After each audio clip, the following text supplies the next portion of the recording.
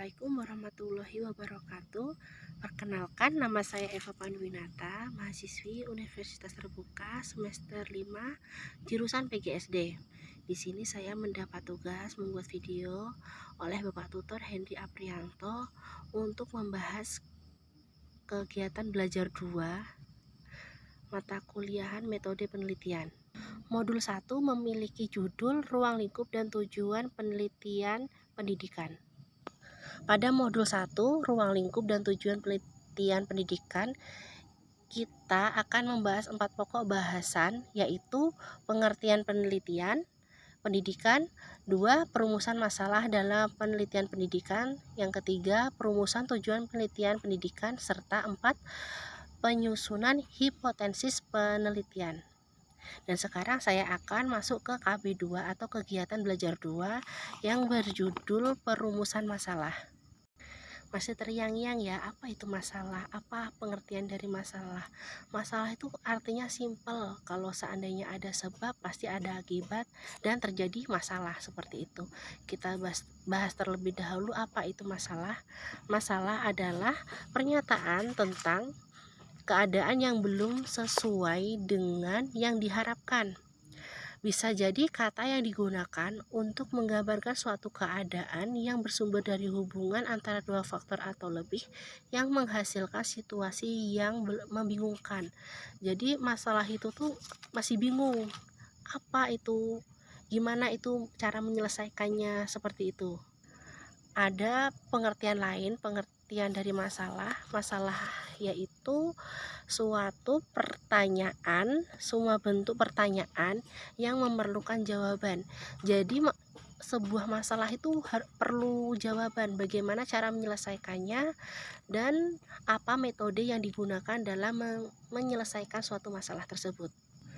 Perumusan masalah menduduki posisi sentral dalam langkah awal dan karena posisinya yang penting sebagai peneliti yang berpengalaman menyebutnya sebagai jantung penelitian.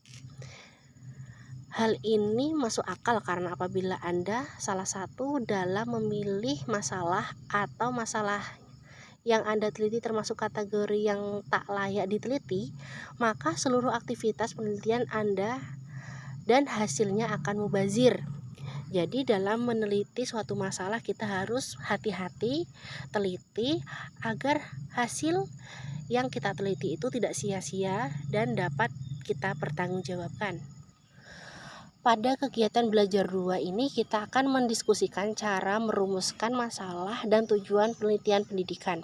Seorang yang berkecimpung dalam dunia pendidikan akan terdorong untuk melakukan penelitian jika ia menemukan masalah. Bagaimana ia menemukan dan merumuskan masalah? Dan ada lagi, pertanyaan yang tampak sepele ini ternyata tidak selalu mudah dijawab dan tak heran kalau para peneliti menemukan bahwa perumusan masalah merupakan jantung penelitian. Uraian berikut membahas perumusan masalah yang terdiri atas tahap pengidentifikasi, memfokuskan, dan merumuskan masalah. Kita akan membahas identifikasi masalah. Di bidang ilmu apapun, tak kecuali pendidikan, masalah selalu ada dan tak terhitung jumlahnya. Meskipun demikian, kita seringkali mengalami kesulitan untuk menemukan masalah yang hendak diteliti. Mengapa demikian? Karena setiap masalah itu harus mempunyai jawaban. Masalah sebenarnya adalah semua bentuk pertanyaan yang membutuhkan jawaban. Walaupun masalah merupakan titik tolak untuk melakukan penelitian, tidak semua masalah dapat dijadikan objek untuk diteliti, dan hal ini dapat diketahui dari karakteristik masalah tersebut. Sebenarnya bagaimana diturunkan dari kaidah ilmiah yang sudah kita bahas pada bagian pertama. Lanjut yang selanjutnya, B. Pedoman dalam identifikasi masalah. Sebagai pedoman, ada 3 karakteristik yang perlu diperhatikan dalam mengidentifikasikan masalah. Pertama adalah masalah tersebut layak diteliti. Artinya layak diteliti di sini adalah mengkaji terhadap masalah tersebut dapat dilakukan dengan cara yang terukur secara empiris melalui pengumpulan dan pengolahan data. Masalah yang berkaitan dengan isu filosofis dan etika atau moral tidak dapat dikategorikan masalah yang layak diteliti dalam konteks pembahasan kita di sini. Masalah yang menyangkut nilai, ideal, atau luhur seringkali sangat sulit untuk diukur dibandingkan dengan masalah di seputar sikap dan kinerja para pelaku pendidikan.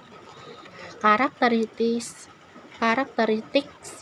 kedua adalah sifat dari masalah tersebut, yakni mempunyai nilai teoritis dan praktis. Suatu masalah penelitian yang baik pada hakikatnya diangkat dari teori yang kuat dan mempunyai dampak praktis yang dapat memperbaiki praktik atau penyelenggaraan pendidikan. Tergantung dari kepekaan Anda. Sebenarnya ketika mengidentifikasi masalah, Anda dapat menguji masalah tersebut dengan pertanyaan apakah dampaknya apabila masalah tersebut dipecahkan.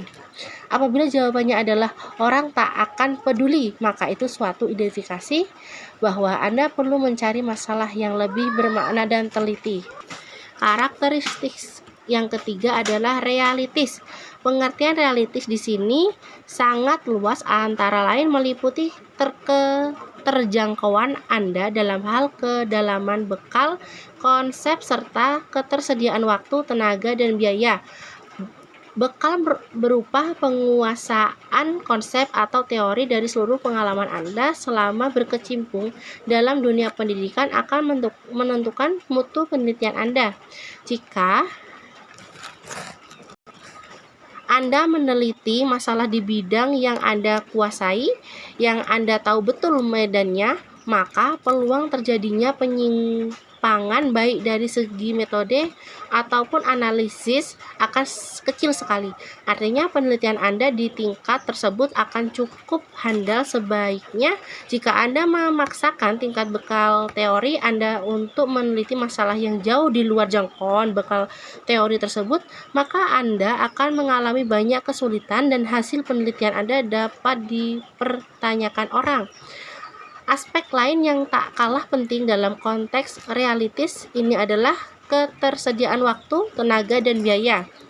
Ketiga aspek ini sangat berkaitan. Biaya merupakan faktor cukup penting dalam menunjang keberhasilan suatu penelitian. Seringkali waktu dan tenaga dipengaruhi oleh keterbatasan biaya atau dana. Jika dana yang tersedia cukup besar, maka ruang lingkup aspek yang dikaji dapat ditingkatkan lebih luas atau lebih mendalam, durasi penelitian dapat diperpanjang, dan jumlah tenaga dapat ditingkatkan. Kita masuk selanjutnya, memfokuskan masalah. Apabila Anda sudah melakukan identifikasi masalah dengan menggunakan pedoman berupa kriteria tersebut, ada kemungkinan Anda akan mendapatkan banyak masalah yang layak untuk diteliti. Sedikitnya banyaknya masalah yang Anda dapat peroleh tergantung kepekaan Anda menangkap aspek atau pernik yang terdapat di dunia pendidikan itu sendiri. Langkah yang perlu Anda lakukan adalah memfokuskan masalah. Mengapa? Suatu masalah yang bersifat terlalu umum dan banyak jumlahnya kelak akan menyulitkan Anda sendiri apabila masalah tersebut tidak Anda fokuskan sejak awal. Pengertian memfokuskan di sini adalah memilih dan menentukan masalah yang Anda minati dan menguraikan masalah yang terlalu umum tersebut menjadi masalah yang spesifik. Jika hal ini tidak Anda lakukan, maka Anda akan menghabiskan waktu yang sangat banyak ketika Anda melakukan studi literatur, atau penelitian Anda akan sia-sia. Bagaimana cara memfokuskan masalah? Bagi para peneliti yang sudah berpengalaman, memfokuskan masalah mungkin bukan hal yang sulit karena instingnya telah bekerja dengan baik. Bagi yang belum berpengalaman, pendekatan sistematis dengan cara melakukan klarifikasi masalah akan banyak membantu. Berikut ini adalah contoh teknik mengklarifikasi masalah untuk mendapatkan masalah yang spesifik yang ditemukan oleh Druckmann tahun 1978. Ia menyajikan dua contoh diagram yang masing-masing dinamakan model satu dimensi. Nah, seperti gambar berikut ya. Ini contoh diagramnya seperti ini. atau tabel seperti ini. Cara menggunakan diagram tersebut sebagai alat bantu untuk memfokuskan masalah kurang lebih sebagai berikut. Misalnya, Anda tertarik dengan topik pengembangan karir akademis atau peningkatan prestasi belajar. Ini berarti Anda harus ke dalam kolom atau kategori 3 dan kemudian masuk lebih dalam lagi ke subkategori pemenuhan kebutuhan individu. Setelah itu Anda dapat masuk ke kolom 2 atau melihat ke salah satu subkategori dan sebelum masuk ke subkategori tersebut, mungkin Anda akan mengajukan pertanyaan terlebih dahulu. Misalnya, bagaimana agar saya dapat meningkatkan prestasi belajar secara efektif? Pertanyaan ini dapat memandu Anda ke salah satu subkategori, misalnya jasa. Mungkin Anda bertanya, jasa apa? Dalam hal ini yang dimaksud jasa tentu saja adalah jasa yang relevan dengan peningkatan prestasi belajar, dan salah satu contoh jasa tersebut misalnya adalah jasa yang diberikan oleh kelompok pembimbingan belajar. Dengan demikian, pertanyaan Anda menjadi, apakah seorang yang bergabung dengan kelompok bimbingan belajar lebih berprestasi dibandingkan dengan yang tidak bergabung? Jika Anda menghubungkan komponen pertanyaan yang berasal dari dua kolom tersebut, kolom sebelumnya tersebut dengan kolom pertama, maka Anda akan dipandu masuk ke dalam subkategori yang dapat pada kelompok 1. Hal yang terakhir ini agak lebih mudah apabila yang ingin Anda teliti adalah siswa atau calon siswa, maka akan tinggal mengganti kata seseorang pada pertanyaan tersebut dengan kata siswa, sehingga pertanyaan menjadi, apakah siswa yang pernah bergabung dengan kelompok bimbingan belajar lebih berprestasi dibandingkan yang tidak. Dari sini Anda juga dapat memodifikasi kata lebih berprestasi dengan kata mempunyai strategi belajar yang berbeda, lebih efisien dalam mengatur waktu, lebih mandiri, dan sebagainya. Yang D, rumusan masalah. Rangkaian langkah yang ditempuh dalam proses memfokuskan masalah dengan cara di atas sebenarnya sudah merupakan sebagian besar dari proses perumusan masalah. Pada model pertama yang memfokuskan masalah, Anda dapat membatasi masalah yang hendak diteliti dan mengungkapkan hal tersebut dengan pertanyaan, evaluasi terhadap dampak pembuatan alat dan bahan instruksional perbatuan komputer terhadap prestasi belajar siswa.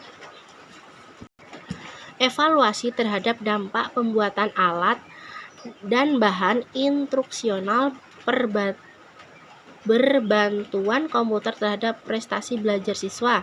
Pada model kedua, pemfokusan masalah tersebut Anda ungkapkan dalam bentuk pertanyaan.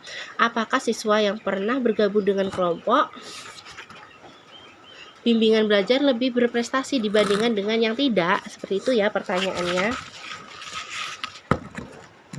Perbedaan antara memfokuskan masalah dengan merumuskan masalah adalah memfokuskan masalah bersifat membatasi agar aspek yang diteliti tidak melebar kemana-mana, sedangkan perumusan masalah adalah mengekspresikan aspek yang hendak dikaji tersebut dalam bentuk pernyataan atau pertanyaan yang spesifik.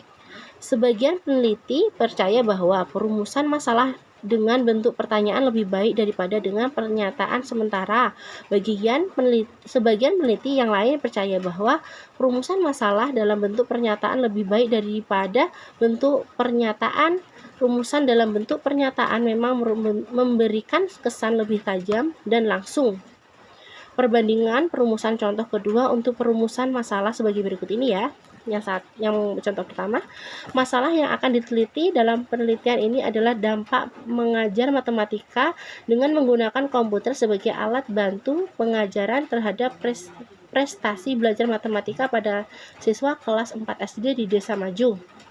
Contoh yang kedua, apakah dampak penggunaan komputer sebagai alat bantu mengajar terhadap prestasi belajar matematika siswa kelas 4 SD di Desa Maju? Seperti itu. Salah satu yang perlu diperhatikan dalam perumusan masalah adalah bahwa rumusan tersebut hendaknya jelas dan operasional, sehingga tidak terbuka peluang terjadinya salah tafsir jika rumusan tersebut dibaca oleh orang lain. Kita masuk yang E, tujuan penelitian. Tujuan penelitian merupakan bagian dari rencana penelitian secara keseluruhan dan tujuan tersebut harus dirumuskan secara jelas dan spesifik. Mengapa tujuan harus jelas? Karena seluruh aktivitas dan tahap penelitian yang lain menentukan sampel, contohnya menyusun instrumen, teknik pengumpulan data dan pengolahan data, bertitik tolak dari tujuan tersebut. Seluruh tahap aktivitas dalam penelitian akan dilakukan dengan maksud untuk menjawab atau memenuhi tujuan tersebut. Tujuan penelitian sebenarnya adalah sebagai arah petunjuk atau pengontrol yang memadu agar seluruh tahap aktivitas penelitian yang akan dilakukan tidak menyimpang, karena tujuan merupakan titik sentral yang menjadi acuan dan seluruh aktivitas proses penelitian. Maka ketika merumuskan tujuan, Anda sebenarnya sudah mulai memperkirakan gambaran tentang seluruh aktivitas apa saja yang telah akan Anda lakukan untuk memenuhi atau menjawab tujuan penelitian tersebut. Yang F, teknik merumuskan tujuan. Jika Anda telah merumuskan masalah dengan baik, maka Anda tak akan banyak mengalami kesulitan ketika merumuskan tujuan. Tergantung dari ruang lingkup penelitian, tujuan penelitian dapat dirumuskan langsung dalam bentuk butir tujuan atau rumuskan dalam bentuk tujuan umum terlebih dahulu, kemudian baru merincinya dalam bentuk butir tujuan yang lebih spesifik. Contohnya pada tabel 1.5. Seperti ini ya contohnya. Pada tabel 1.5 tampak bahwa perbedaan kolom masalah dan tujuan penelitian terletak dalam pack kalimat an. Butir dalam perumusan masalah ke dalam perumusan tujuan dengan mengganti kata bagaimanakah dengan kata mengetahui. Tampak pada tabel 1.5 bahwa tujuan yang hendak dicapai adalah menjawab pertanyaan yang ada dalam kolom masalah. Dengan demikian, tujuan penelitian relevan atau mengalir dari masalah penelitian. Yang G, kategori tujuan. Secara umum, tujuan penelitian sosial tak terkecuali pendidikan dapat dikategorikan menjadi 3 jenis. Yang satu, eksplorasi, yang dua, deskripsi, dan yang ketiga, eksplanasi. Kita kupas satu-satu ya. Apa pengertian dari eksplorasi dahulu? Eksplorasi tujuan penelitian termasuk dalam kategori eksplorasi apabila penelitian yang akan dilakukan oleh si peneliti memang bersifat eksploratif. Artinya objek atau fokus kajian yang diteliti merupakan topik yang relatif baru atau sama sekali belum pernah diteliti. Misalnya, ketika pemerintah mengeluarkan kebijakan bahwa siswa SD diwajibkan memakai sepatu sekolah yang seragam, maka banyak sekali silang pendapat dan reaksi masyarakat terhadap kebijakan tersebut. Anda mungkin ingin mengetahui lebih jauh tentang reaksi tersebut, seperti seberapa jauh masyarakat menolak atau mendukung kebijakan tersebut, atau kelompok masyarakat apa yang menolak atau mendukung. Semua tujuan penelitian yang dirumuskan dari masalah kebijakan sepatu tersebut dapat dikategorikan tujuan untuk mengeksplorasi dampak kebijakan. Di tingkat penelitian lanjut, tujuan penelitian yang bersifat eksploratif sangat bermanfaat dalam mencari atau mengembangkan metode-metode baru yang mengkaji topik-topik penelitian tertentu yang sulit. Selanjutnya, deskripsi. Tujuan penelitian yang bersifat deskripsi dicirikan dengan keinginan peneliti untuk melukiskan atau menggambarkan secara verbal dan grafis terhadap situasi atau peristiwa yang ia amati. Ia mengamati dan kemudian mendeskripsikannya. Tampak di sini bahwa mekanismenya relatif sederhana, namun apabila pengamatan tersebut dilakukan secara hati-hati, cermat, dan ilmiah, maka tak jarang deskripsi yang dihasilkan jauh lebih akurat dan memuaskan daripada data kuantitatif semata. Contoh tipikal tujuan penelitian yang bersifat deskriptif dapat dijumpai dalam dalam sensus atau survei. Misalnya, suatu lembaga pendidikan di kota Kuningan bermaksud menawarkan program pendidikan kursus matematika untuk siswa kelas 2 SD. Sebelum membuka program, lembaga tersebut ingin mengetahui profil calon konsumen program yang akan ditawarkan. Untuk menjawab masalah ini, maka langkah yang diambil oleh langkah tersebut adalah melakukan penelitian dengan tujuan umum mengetahui profil siswa kelas 2 SD di kota tersebut. Profil di sini berganti gambar umum tentang situasi dan kondisi siswa kelas 2 SD di kota itu pada saat ini yang dapat digali dalam perumusan tujuan penelitian secara spesifik. Yang selanjutnya, eksplanasi. Tujuan penelitian termasuk kategori ini apabila fokus masalah dalam penelitian adalah mencari jawaban atas pertanyaan mengapa. Jika lembaga pendidikan yang melakukan survei pada siswa kelas 2 SD di Kota Kuningan pada contoh di atas mendapat laporan bahwa prestasi belajar matematika siswa tersebut sangat baik, maka laporan tersebut bersifat deskriptif. Namun apabila Anda kemudian menginginkan laporan yang menjelaskan mengapa prestasi belajar matematika siswa tersebut sangat baik, maka Anda perlu menyiapkan penelitian baru dalam perumusan tujuan yang bersifat explanatory atau menjelaskan. Contoh sederhana tentang hal ini misalnya, tujuan penelitian ini adalah untuk mengetahui mengapa siswa kelas 2 SD di Kota Kuningan mempunyai prestasi belajar matematika yang sangat baik. Dengan memperhatikan ketiga jenis kategori tujuan penelitian tersebut, diharapkan Anda akan terbantu ketika merumuskan tujuan penelitian. Namun perlu diingat bahwa jarang suatu penelitian yang langsung menerapkan tiga jenis tujuan tersebut sekaligus. Artinya, ketiga kategori tersebut terbuka untuk tidak diterapkan secara kaku, mengingat tidak semua tujuan penelitian bersifat murni eksploratif, deskriptif, atau explanatory. Dengan mengambil contoh lembaga pendidikan di Kuningan tersebut, maka perumusan tujuan penelitian yang pertama dapat masuk ke kategori tujuan eksplorasi, atau ketika ingin mengeksplorasi atau memetakan seluruh dampak yang ada. Perumusan tujuan penelitian kedua dapat masuk ke tujuan deskripsi, atau ketika ingin mendeskripsikan seberapa jauh alat bantu komputer tersebut berpengaruh terhadap prestasi belajar siswa. Dan perumusan tujuan penelitian yang ketiga masuk ke kategori eksplanasi, atau ketika ingin menjawab pertanyaan tenaga mengapa siswa yang menggunakan alat bantu komputer mempunyai prestasi belajar yang sangat baik.